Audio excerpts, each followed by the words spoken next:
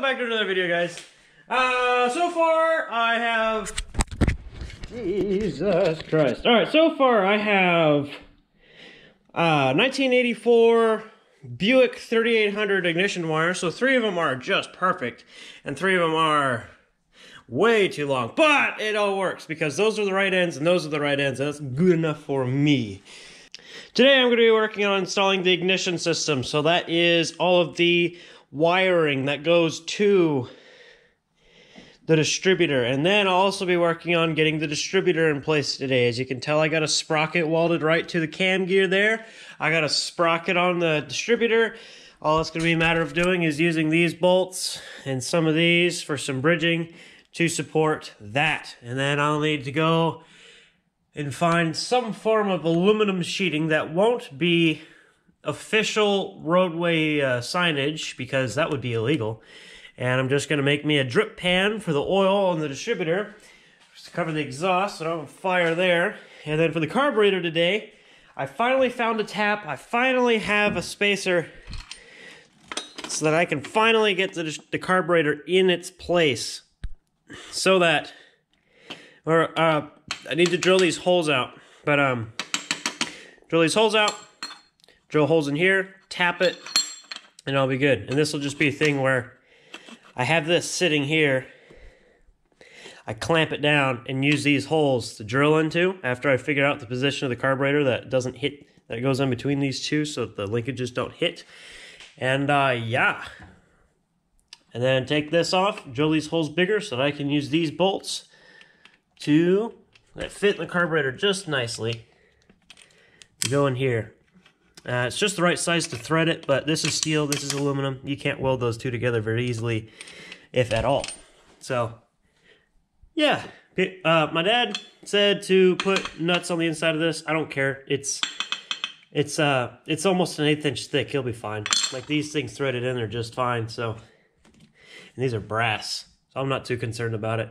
I need to get my vacuum line situation organized. I'll need to get a filter on the PCV system along with the PCV fitting that goes on the end of that hose. And that was just a quick rundown. Anyway, I'll be back in just a second. All right, I have no idea if I'm in frame or not, but now it is time to install the electrical system. Yeah.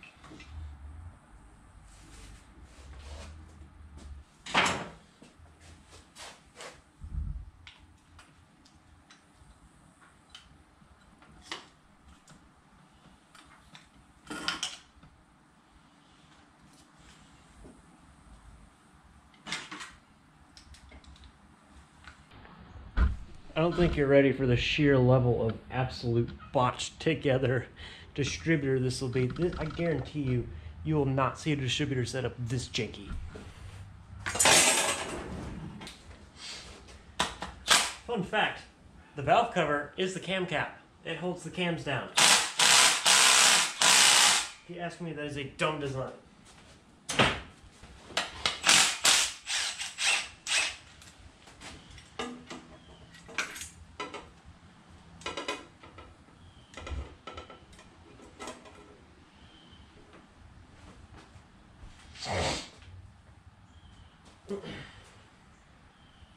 Where did my distributor go? There it is.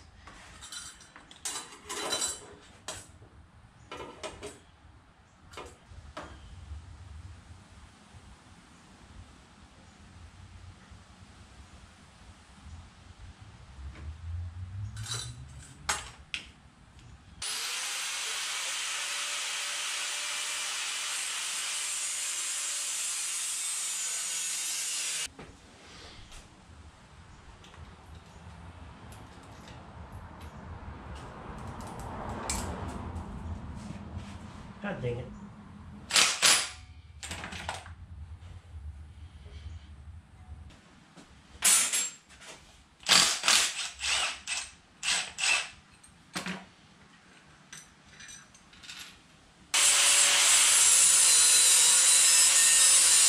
So what I'm doing here is I'm just making a tab, and I'll end up making a second one, and it'll go from just this bolt up to here to act kind of like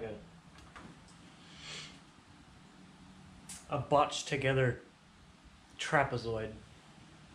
There'll be plenty because it's not really a high load chain drive. It's very free spinning, but I just don't want this thing to like go over bump, flex, and just throw away everything. Yeah. So, wait for that to cool down a little bit.